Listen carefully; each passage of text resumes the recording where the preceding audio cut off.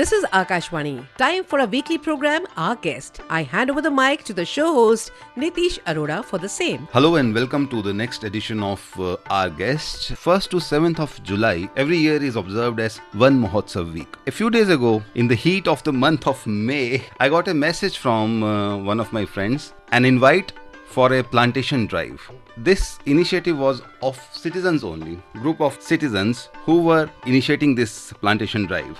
And further communications were made by Miss Arunima Sharma. And she happens to be our guest today. Arunima, welcome to All India Radio. Thank you so much for inviting me here. Tell me about this plantation drive. Was it your first plantation drive? What prompted you to do it? If you ask me honestly, then it was, I think, around 2017 or 18 when there was a dense pollution which was there in the air. I remember thinking about being here in the city or taking the decision to go away and move to a different city. And that time I was working with a corporate house and I thought, is there something that I can do about it in whatever space I could? So we talked to our office and we initiated a plantation drive. We talked to the local district magistrate. He was kind enough to give us land in Noida. And we developed a small little forest there. It was a concept of a mini forest, which I think all of us were doing for the first time. So the government gave the land, it was a revenue land, and our corporate invested some money in it. And there were thousands of volunteers who've been planting in that area in the past 5 years. So looking at the success of the model and the enthusiasm of the citizens, it became a platform for learning for the citizens also, where they would come, they would plant and learn about various aspects of the environment, how they can help it in their own unique ways. That is how it all actually started. The plants have grown more than 10 feet now. And then I thought that, whatever little time I could contribute in, so I started doing it in my own way. So that was under corporate social responsibility. Yes. That you have now left the corporate house. Yes. And still continuing with this zeal for forest and plantation. When I went for your plantation drive, you were very specifically, you said that hold the plant in this way, remove the polythene in this way. It's a love for the plants, it's the love for the vegetation that is more required, because normally what we see that drives come and go and nobody cares for the plants. Absolutely. And that is the very sad truth about plantation drives in the country today, I must say, because it happens on a particular day, some photographs are taken, I'm sorry to say. But then we must understand that at least for 2 to 5 years, like a newborn is born in our families and how we take care of the child for the 5 years, that is the way we need to take care of the plant. The parameters also of monitoring, I think they should move from just planting, so many trees planted to the number of trees that actually survive and how you are able to see them after 1 year or 2 years in the same, space happily growing. That happens to be my next question. How do you take care of the plantation drives that you have already, you have planted since 2017, you are into it. So what is the follow-up that you do? I would say it has to be taken up in a project mode. I'm sure there are active volunteers who do take care of their own plants, but when we talk about doing mass plantations, we need to involve local community. We get caretakers and help them with a little bit of remuneration that we can do, and they take care of them for the next 2 years. So when we planted, we already had a plan for next 2 years. Only then we planted it. Otherwise, we don't plant just like that. You being a citizen, you can tell listeners, if they are interested in starting such kind of a plantation drive, normal citizens, what is your message to them? How can they be a planter like you and start this movement? If I talk about individual citizens, they have a lot of things that they can do for the environment and especially for planting trees. So at home, everybody has a balcony. These days we eat so many mangoes. We can just take the gutlis, plant it in our gamlas and then, take it to our nearby. We have lot of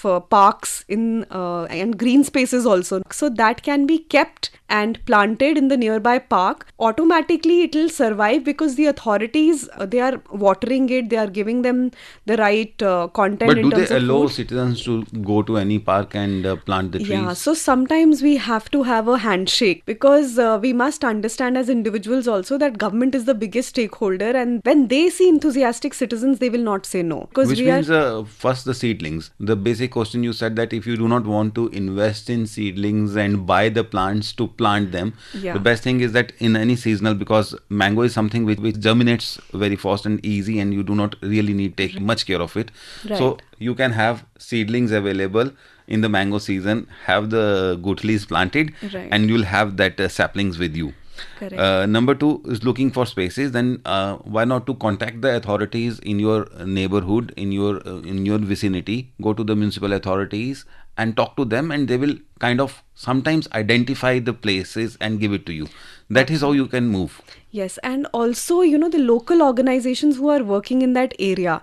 So that is also, if you're The not able, NGOs. yes, the local non-governmental organizations can be contacted because they have already have some kind of connects with the authorities also. If you think that as an individual you don't have that kind of time and, you can directly reach out to them. They will help in getting all of these things done. That's great. So anybody who is listening to this program, see, once you have this thing in your mind that you want a greener planet, then you will have to work for it.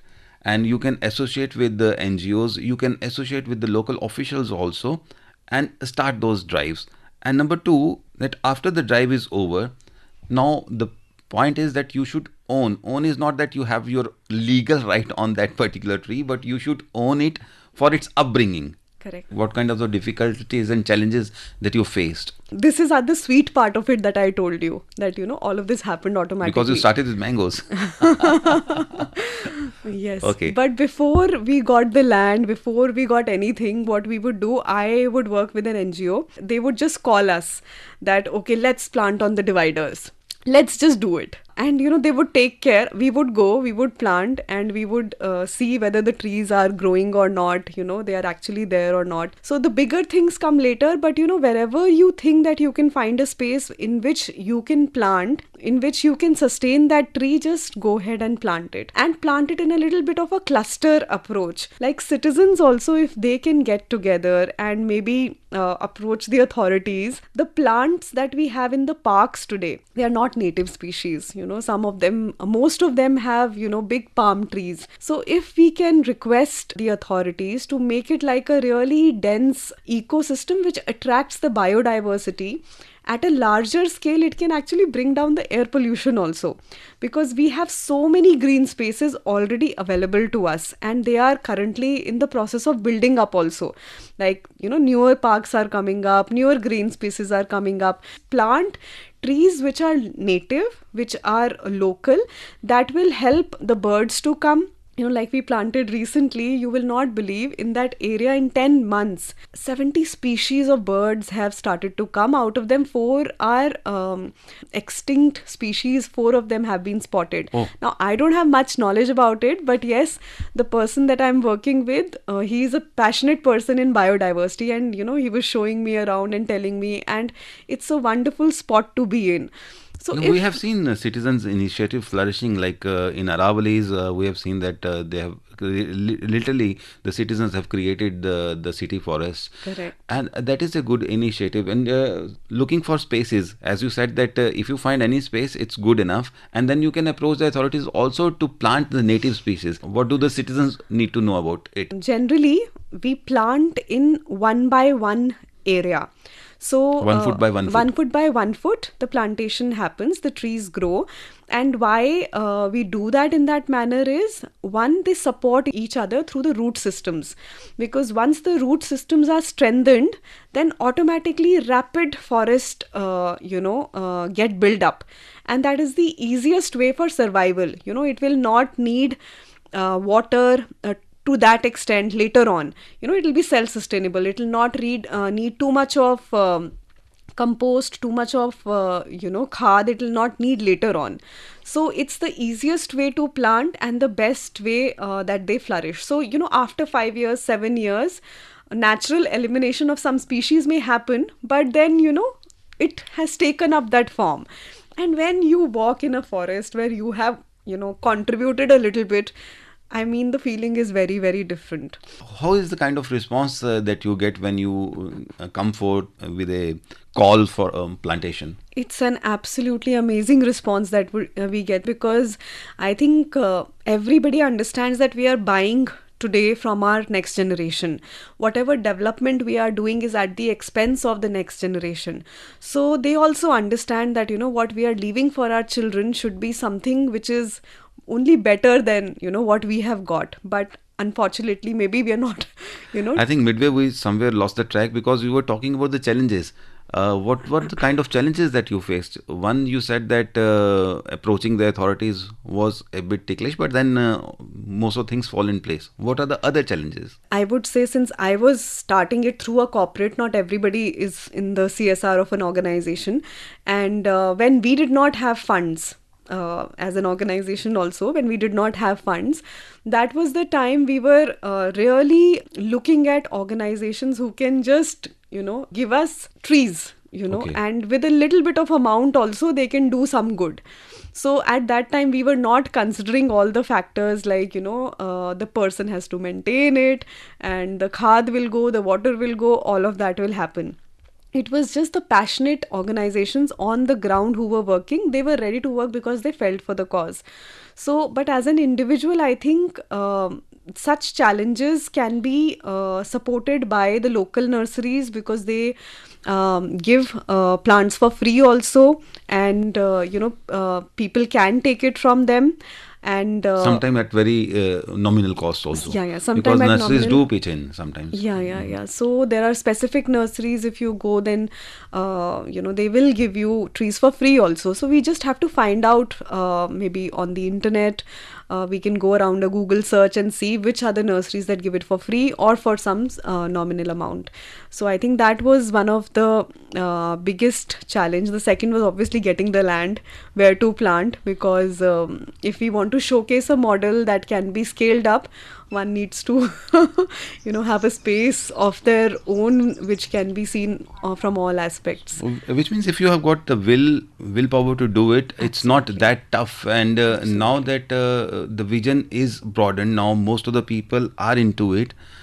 Still, you feel that there are some issues that need to be tackled. I would resonate with the thought that if you have the intention, a strong intention, then resources will follow. You will meet the right kind of people, you will get the amount from somewhere, and it will happen. It is just that you need to take the first step. When you take the first step, you will get through some challenges, you'll learn from them, we'll meet like-minded people, and they will also advise on the next steps what can be done. So slowly all of that can be done, and finally the result is, and many people are doing it also. So this is day 3 of One Mahotsava 2023. Yes. 1st to 7th. So today is 3rd of July. What message you want to give to the youngsters, to the listeners? What can they do in the remaining 4 days? Whatever we can do to save our environment, we must do. I've talked about trees, but small little things like carrying your own water bottle, encouraging your office team members to not use Bisleri water bottles. We can keep glass bottles in our meeting rooms also. And when we carry also, we can carry non-plastic stuff. So it is just the intention that, we want to save the environment with the means of planting trees, being conscious of our own actions, and participating in movements like this that Absolutely. can help. So to any grow. WhatsApp message that comes to you, Yes. don't just ignore it and pass it on to some other groups that yes, there is a plantation drive, why don't you go? You take that chance and make yourself available for it, and furthermore try to replicate it. Ask other people to join similar drives. Plus, as she said, that plantation drive is one thing for the environment. The other very important and major thing is that plastic pollution is killing this environment. You have to take care of every aspect of it and be a responsible citizen, just like Arunima is. If you allow, just one small thing I want to say. Sure. One person should plant at least 20 trees in their lifetime. Planting and taking care of their growth for at least 2 to 5 years. Arunima, thank you so much for being our guest today. Please continue with this good work. Thank you so much, sir. You were listening to the weekly program Our Guest, that is broadcast every Monday at 9:15 a.m. Don't forget to tune in next week, same day, same time and same frequency for more on Our Guest. Have a nice day.